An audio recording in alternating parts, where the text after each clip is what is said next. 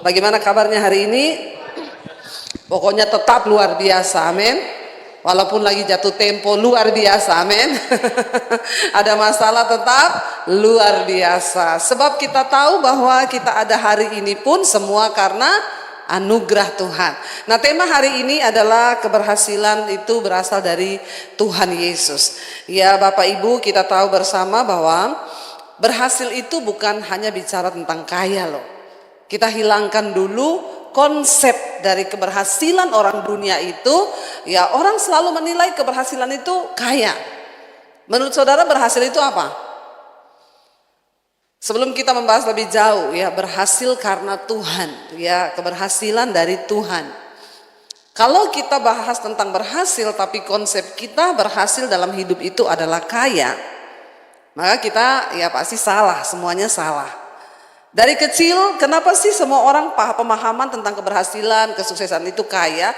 Karena orang tua tuh dari kecil juga sudah ajarin kepada anaknya. Pokoknya kamu harus jadi anak yang berhasil.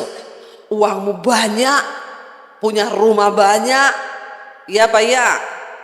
Jadi kita semua perlu bertobat. Amin. Ya, buang dulu konsep itu. Sehingga ya ketika kita berbicara tentang sesuatu, ya, kita nggak salah. Bagi saya keberhasilan dalam hidup ini adalah ketika kita melakukan kehendak Tuhan dalam hidup kita. Orang mau kaya sekaya apapun, waktu dia mati menghadap Tuhan, ditanya sama Tuhan, selama kamu hidup di dunia, apa yang sudah kamu dapat? Apa yang sudah kamu raih? Mungkin dia akan berkata, saya jadi direktur, saya punya perusahaan 4, saya owner, saya punya pabrik, perusahaan saya punya pekerja 1.000, 2.000, 30.000. Tapi Tuhan akan berkata, itu semua ya tidak ada arti apa-apa, kamu telah gagal. Kenapa saudara? Karena keberhasilan dalam hidup seseorang itu adalah ketika kita ini melakukan kehendak Tuhan. Itu yang benar, jangan diputar balikan. Buat apa orang kaya kalau nggak hidup melakukan kehendak Tuhan? Tuhan nggak akan tanya kok, ya. Tapi pemahaman kita dari kecil kita ajari ke anak kita, kamu harus berhasil ya, sekolah yang pinter. Makanya anak dari kecil udah di les matematika, les Inggris, les bahasa, les Jerman, les Prancis, les Mandarin, ya, les matematika, les fisika. Akhirnya anaknya stres. Karena pemahaman kita sukses berhasil ketika kita bisa meraih semua yang kita inginkan di dunia ini. Ya, ketika orang diberkati Tuhan, kaya berkelimpahan, tapi dia nggak melakukan kehendak Tuhan, dia kaya bagi dirinya sendiri, dia nggak menjadi berkat. Ya itu juga engkau gagal, engkau nggak berhasil. Walaupun di pandangan manusia dia berhasil. Kalau bagi sebagian orang berpikir keberhasilan itu punya ketenaran, punya uang, ya nggak mungkin lah artis-artis terkenal mati bunuh diri. Mereka gagal. Apa yang membahagiakan manusia, apa yang membuat kita itu berhasil di mata Tuhan? Waktu kita melakukan apa yang Tuhan mau. Di dalam Alkitab, ya orang-orang yang berhasil dalam hidup mereka adalah orang-orang yang dicatat menggenapi rencana Tuhan. Ya, bukan soal kayanya. Rasul Paulus bilang, aku ini kenyang dengan penderitaan. Setiap hari aku berada dalam bahaya maut, aku tahu apa itu kekurangan. Aku ini mau dibunuh, aku karam kapal, aku dipenjara. Tapi apakah Rasul Paulus berhasil? Berhasil, karena sampai pada akhir hidupnya dia justru mati karena nama Tuhan. Berhasil nggak di mata Tuhan? Berhasil. Ya, berhasil Bapak Ibu. Nah, kita akan sama-sama belajar supaya tidak salah konsep kita. Saya pengen dulu membenarkan tentang apa itu berhasil, ya, baru kita bisa bicara tentang keberhasilan dalam hidup ini. Firman Tuhan dari tema yang diberi adalah 2 Korintus 4. Kita baca ayat yang pertama. Ayat pertama sampai ayat yang ke-6 dulu. Judul perikopnya harta rohani dalam bejana tanah, ya.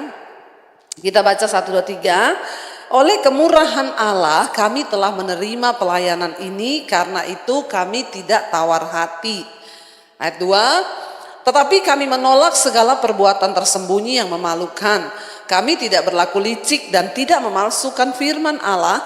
Sebaliknya kami menyatakan kebenaran, dan dengan demikian kami menyerahkan diri kami untuk dipertimbangkan oleh semua orang di hadapan Allah. Ayat 3, Jika Injil yang kami beritakan masih tertutup juga, maka ia tertutup untuk mereka yang akan binasa. Ayat 4, yaitu orang-orang yang tidak percaya, yang pikirannya telah dibutakan oleh ilah zaman ini, sehingga mereka tidak melihat cahaya Injil tentang kemuliaan Kristus yang adalah gambaran Allah. Ayat 5, sebab bukan diri kami yang kami beritakan, tetapi Yesus Kristus sebagai Tuhan, dan diri kami sebagai hamba-Mu karena kehendak Yesus. Ayat 6, sebab Allah yang telah berfirman, dari dalam gelap akan terbit terang.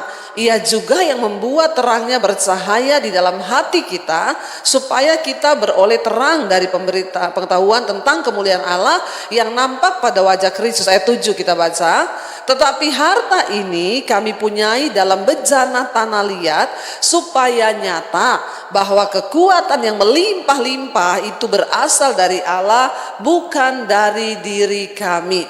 Rasul Paulus sedang menceritakan tentang kasih karunia Tuhan di dalam hidupnya yang memampukan untuk dia boleh berhasil di dalam pelayanannya. Dia berkata, oleh kemurahan Allah kami telah menerima pelayanan ini, ya. Karena itu kami tidak tawar hati. Saudara, ketika kita ini menyadari bahwa kita hidup, keberhasilan kita itu hanya berasal dari Allah, maka kita ini tidak mudah tawar hati, ya, dalam segala perkara. Mari kita menyadari, ya, aku ini hidup karena Tuhan, aku berusaha ini karena Tuhan, aku ada di posisi seperti hari ini itu karena Tuhan. Jadi ketika ada hempasan datang, tekanan datang dalam hidup, kita tidak mudah menjadi orang yang tawar hati, karena kita tahu bahwa semuanya itu berasal dari Tuhan. Ya, Tuhan yang memberikan kita kemampuan, Tuhan juga yang akan memberikan kita kekuatan melewati segala hal. Ya, makanya kalau difitnah, puji Tuhan. Ya, direndahkan orang, puji Tuhan. Kenapa? Semua yang terjadi di hidup kita itu seizin Tuhan. Kalau kita menyadari bahwa di hidup ini semua yang terjadi itu karena Tuhan, maka kita tidak mudah menjadi orang yang tawar hati. Ya, apapun saudara, mau di apapun, ya udah berarti Tuhan izinkan. Enak kan kalau begitu? Ditipu orang, ya udah Tuhan izinkan, amin. Ya, kayak anak saya ini baru tiba dari Manado tadi malam, ya. Kemarin pelayanan di Bitung. Ya, puji Tuhan, KKR di sana yang datang dari berbagai gereja, ada 1.000 lebih orang di lapangan terbuka di pinggir laut. Ya, dan akhirnya ya kita diajaklah jalan-jalan ke Bunaken. Anak saya itu baru beli topi, ya, bagi dia topi itu mahal, dia beli 500.000. Ya, akhirnya ke pulau saudara, ketinggalan, sudah naik di kapal, dia baru bilang, "Mam, topiku di mana?" "Di bawah pohon."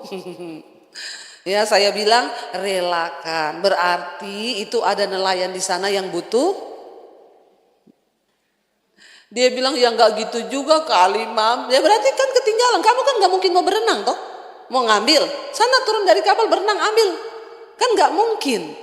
Ya udah, kamu sadarilah bahwa semua yang terjadi itu seizin Tuhan. Berarti memang ada nelayan mungkin yang lagi berdoa butuh topi. Ya tapi karena dia nggak bisa beli, ya Tuhan izinkan topimu tertinggal. Terus dia bilang, iya juga ya. Ya udah. Jadi nggak tawar hati kan? Waktu kita menyadari bahwa semuanya itu karena Tuhan turut bekerja. Walaupun saudara ditipu orang, ya sudah, bersyukur aja, berarti ya Tuhan izinkan semua yang terjadi itu seizin Tuhan. Supaya kita belajar lebih bijaksana, ya mungkin juga sebagian berkat kita itu ya diizinkan memang untuk, ya karena kamu tuh jarang menabur. Ya makanya ya harus ditipu dulu baru nabur. Bertobat. Saudara, orang yang mengetahui dan merasakan dan percaya bahwa semua yang terjadi di hidupnya itu karena anugerah Tuhan, itu nggak gampang tawar hati. Makanya Rasul Paulus berkata, oleh kemurahan Allah kami telah menerima pelayanan ini. Karena itu kami tidak tawar hati, sebab semua hanya karena kemurahan Tuhan. Dalam segala perkara, mau apapun itu, ya percaya, sekalipun engkau anggap engkau dirugikan, percaya, itu pun seringkali adalah karena kemurahan Tuhan. Kan kita percaya dalam segala hal Tuhan turut bekerja. Dalam segala perkara, bukan hanya yang baik, tetapi juga yang tidak baik. Ya itu juga kemurahan Tuhan. Makanya banyak orang itu bersyukur. Oh iya ya, saya bersyukur. Saya tuh kemarin saudara Di Manado ketemu dengan seorang ibu ya, dan saya sempat wawancara dia, nanti ada kesaksiannya di channel saya. Lalu dia cerita, saudara, dia bilang, Bu Debbie, saya itu ada sampai hari ini tuh hanya karena kemurahan Tuhan. Saya tuh dulu pernah di penjara, Bu. Ya, saya ini cita-cita hidup saya adalah saya mau jadi mafia wanita. Ya, saya mau dikenal sebagai preman wanita, mafia wanita yang terkenal. Ada orang ya punya cita-cita begitu ya. Ini mesti orang gila. Saya bilang, ibu pasti gila ya, Bu.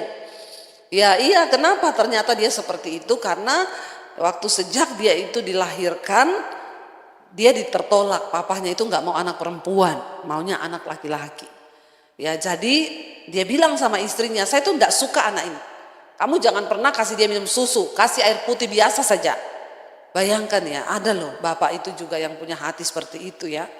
Ternyata di luar sana itu hidup itu ya begitu. Lalu dia bilang, karena papa saya menganggap saya ini bawa sial, ya dari masih bayi lahir sudah dianggap bawa sial. Anak ini usia 4 bulan, benar papahnya itu punya kapal, tenggelam kapalnya. Tambah lagi dia bilang memang benar pembawa sial. Itulah orang ya. Padahal karena dia imani, makanya terjadi. Apa yang diimani itu terjadi. Dia tuduh anaknya ini bawa sial, anak itu usia 4 bulan, kapalnya tenggelam. Ya benar, dia bilang memang benar kamu bawa sial. Lalu ibu ini ya saudara bisa bayangkan, jadi orang yang terlahir tertolak, dianggap bawa sial, ya tidak mungkin dia menikmati kasih sayang kan. Kalau bisa aku siksa kau. Jadi dia kepahitan hidup, dipukulin dan lain sebagainya, sampai akhirnya dia berpikir menikah adalah tempat pelariannya. Usia 17 tahun dia memilih untuk menikah. Bayangkan dalam keadaan terluka, sakit hati, nikah untuk pelarian. Kira-kira rumah tangganya bahaya atau kacau balau? Kacau balau lah. Ya, orang karena pelarian dia tidak mau tinggal dengan orang tuanya terus, ya umur 17 tahun dia menikah. Benar, hanya 2 tahun lalu bercerai. Dia punya anak, mereka bercerai. Ya iya, kehidupan rumah tangga seperti apa yang diharapkan dari perempuan yang seperti itu, apalagi dia kenal orang yang nggak kenal Tuhan. Waktu itu dia belum kenal Yesus. Ketika bercerai, ya dia merasa bebas, nggak ada orang tua lagi, dia udah hidup sendiri. Ya, dia besarkan anak, lalu dia mulai bergaul dengan teman-teman yang salah, ke diskotik, melakukan hal-hal yang tidak benar, dan akhirnya dia tadinya kerja sama seorang itu pengedar narkoba. Jadi tiap hari kerjaannya itu packing narkoba itu loh, diplastikin kecil-kecil. Lalu dia mulai tanya-tanya sama bosnya, boleh nih ya? Dia bilang, saya lihat kok mereka cepat kaya ya.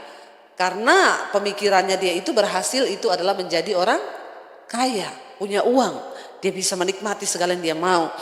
Lalu dia bilang, saya tawar, tadinya dia suruh tukang antar, ya ada yang pesen suruh antar narkoba itu. Lalu akhirnya dia bilang, saya boleh nggak bos ambil sedikit-sedikit, saya juga mau coba jual. Ya akhirnya dia jadi penjual, dia jadi pengedar narkoba. Ya benar, dia punya mobil, punya rumah ya, tapi dia bilang, benar Bu Debbie, di luar Tuhan semua itu semu. Saya ke diskotik, saya bisa goyang-goyang, saya tripping pulang, hidup saya kacau lagi. Malah masalah tuh makin numpuk, makin stres. Singkat cerita, ya di saat dia itu mulai gundah gulana dengan hidupnya, tiba-tiba ada teman SMP-nya datang ke rumah, udah jadi pendeta. Sebenarnya itu cara Tuhan. Dia nggak kenal Tuhan Yesus, saudara. Dia beragama lain. Lalu temannya itu datang ngomong, ya Tuhan itu mengasihi kamu loh. Saya dikirim Tuhan ke sini untuk ingetin kamu bertobat. Ya tinggalkan semua dosamu. Tuhan Yesus itu mengasihi kamu. Dia ngomong sama temennya ini yang sudah jadi pendeta, lu salah minum obat ya. Ya kenapa lu jadi pendeta? Lu salah minum obat, kayaknya pulang. Dia menolak kasih karunia Tuhan. Lalu tidak lama setelah itu dia ditangkap polisi. Dia masuk penjara, 4 bulan saja dia di sel. Ya kenapa? Karena punya backingan, masih ada duit, cepat keluarnya. Saudara, hanya 4 bulan di penjara. Ya bukannya bertobat, dia bilang saya sudah merasakan Bu hidup di penjara tuh ndak enak. Aduh ya pokoknya ndak enak lah, saya merindukan dunia luar. Saya pengen bebas. Waktu saya bebas, bukannya bertobat Bu, ya. Saya makin menjadi malah lebih gede lagi. Ya lalu dia mulai jual yang lebih besar. Dan akhirnya saudara singkat cerita dia ketangkep lagi sama polisi. Di situ dia ya divonis masuk penjara 6 tahun. Ya, tapi puji Tuhan hanya 4 tahun dia jalani, dia dapat kebebasan bersyarat. Waktu dia masuk dalam penjara itu dia bilang, di situ saya benar-benar Bu, tadinya saya pikir saya masih punya uang bisa menolong lah. Ya, jual mobil, jual rumah untuk coba membebaskan dia dari penjara, ternyata tidak bebas juga. Tidak ada kekuatan apa-apa, dan disitulah dia baru bilang, Tuhan memang di situ dia perlu Tuhan. Ya, dia membutuhkan Tuhan. Lalu di situ mulai ada pendeta yang datang ke penjara, dia mulai dengar khotbah, temannya juga datang ke penjara di antar adiknya untuk ngobrol, doain dia. Di situ dia nangis, dia cari Tuhan. Tadinya saudara, awal-awal dia masuk penjara, dia bilang tuh doanya tiap hari, Tuhan bebaskan aku. Aku pengen keluar dari sini. Aku nggak tahan berada di penjara ini. Kalau engkau memang Tuhan, bebaskan aku. Ya, orang tiap hari berdoa minta dibebaskan. Selama 1 tahun doanya sama, capek nggak? Nggak bebas-bebas. Ya, karena pemahaman dia tentang Tuhan itu salah.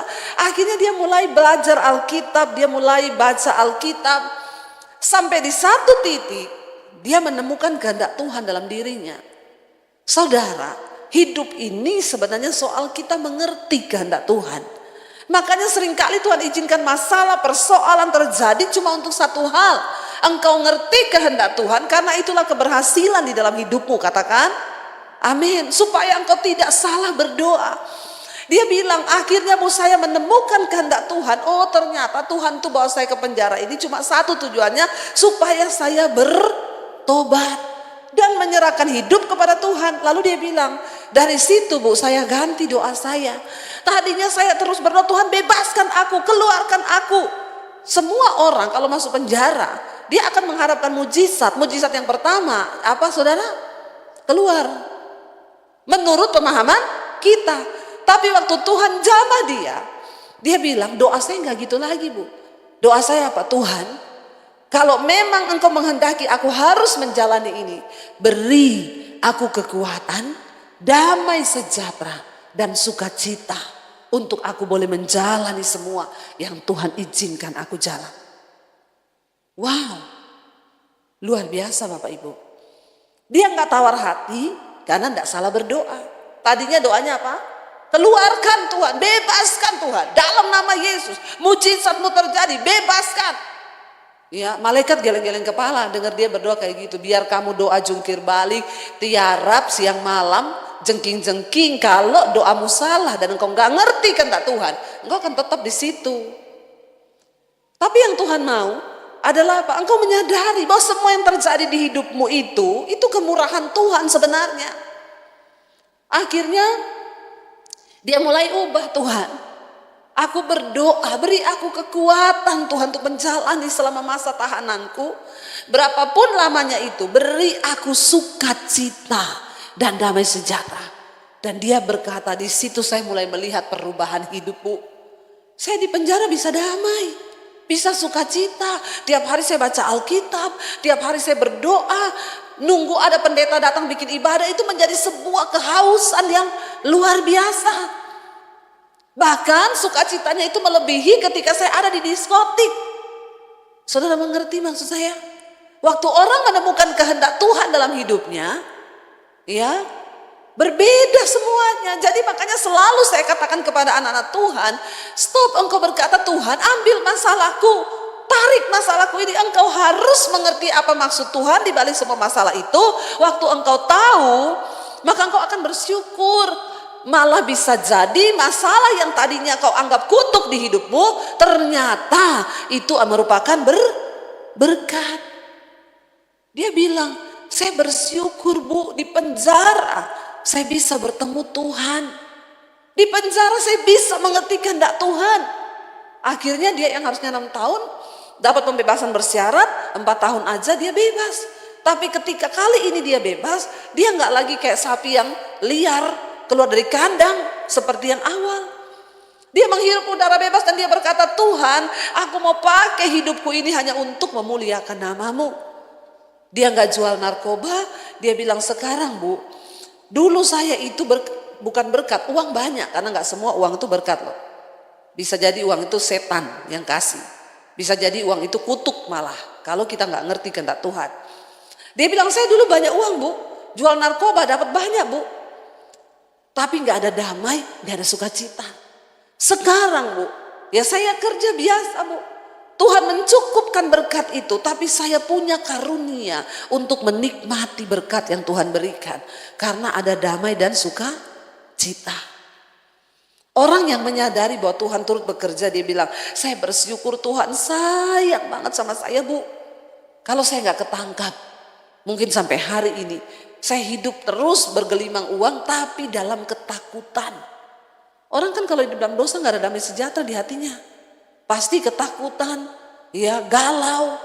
Apa sih yang kita butuhkan di hidup kita ini saudara? Cuma satu kan. Damai sejahtera, sukacita dan kebenaran yang dari Tuhan. Itu aja. Jangan engkau berpikir berhasil tuh kaya. Karena tidak semua orang kaya itu di dalam Tuhan. Tapi keberhasilan yang dari Tuhan, engkau mungkin cukup. Nggak berlebih, cukup. Tapi engkau di dalam Tuhan ada karunia untuk menikmati dan engkau mampu mensyukuri segala hal di dalam hidupmu. Saudara, orang yang mengerti bahwa hidupnya itu hanya karena kemurahan Allah, dia tidak mudah tawar hati. Katakan kanan kirimu, jangan tawar hati. Ya, sebenarnya kalau kita mengerti rencana Tuhan di balik semua perkara itu indah. Yang tadinya doa bebaskan Tuhan dalam nama Yesus, bebaskan aku sampai mau bunuh diri karena nggak bebas.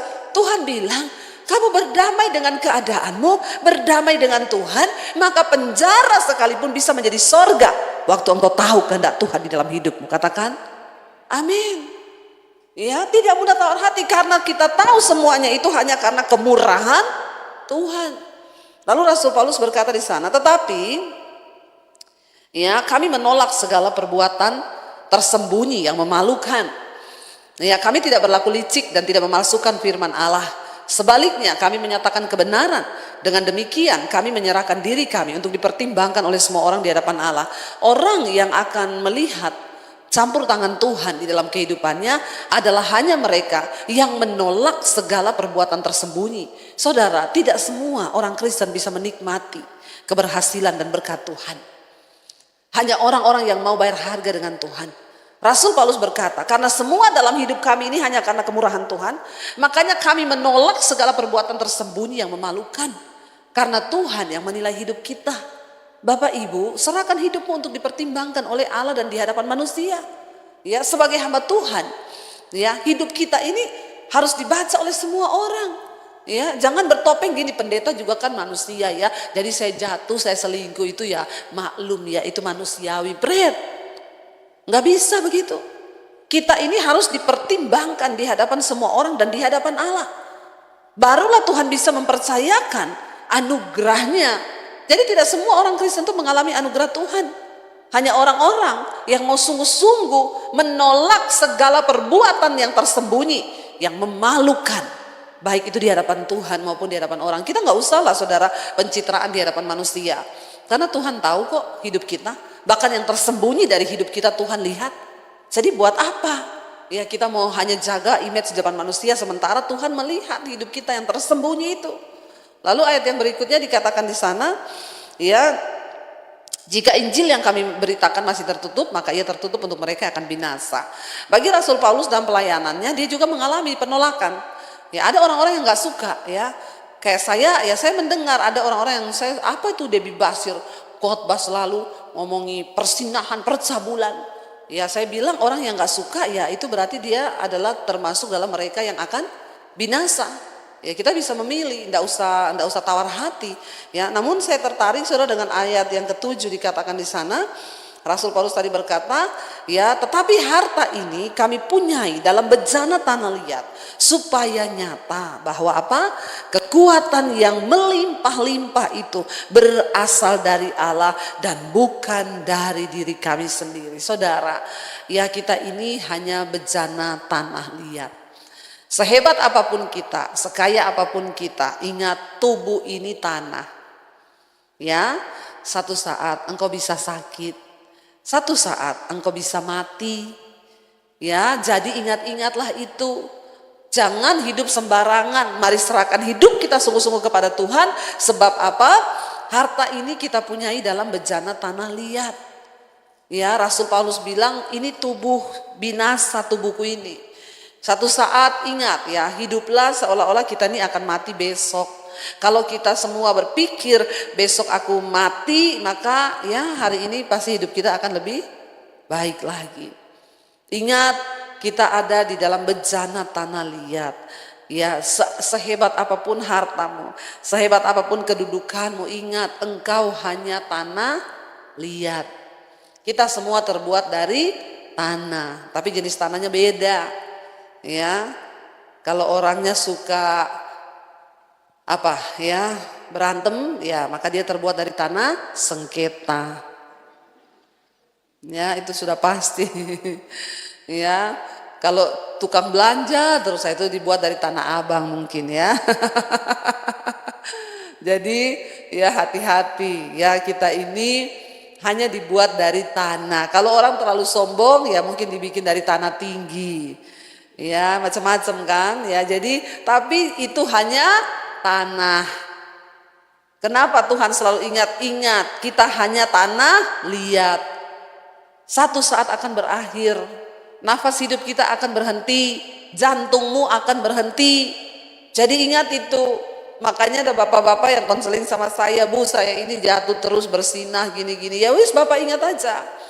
Kalau mau bersinah lagi masuk hotel, ingat Pak, lagi bersinah Tuhan bisa bikin jantungmu stop. Ya, ya udah Bapak pilih aja masuk neraka, masuk surga atau masuk koran. Ya, mau matinya masuk koran enggak? Ditemukan jenazah lagi bersinah di hotel. Mampuslah kau, binasa. Dia bilang, astaga, saya salah konseling ini. Ya, iya memang harus digituin orang-orang itu karena kadang nggak tahu diri. Kamu itu hanya dari tanah. Ya, satu saat bisa berhenti. Kenapa dibilang harta ini kami punyai dalam tanah liat, dalam bejana tanah liat supaya nyata nafasmu, kekuatanmu. Hari ini kita bisa bangun pagi. Semua yang ada pada diri kita itu berasal dari Tuhan saja, bukan dari diri kita sendiri.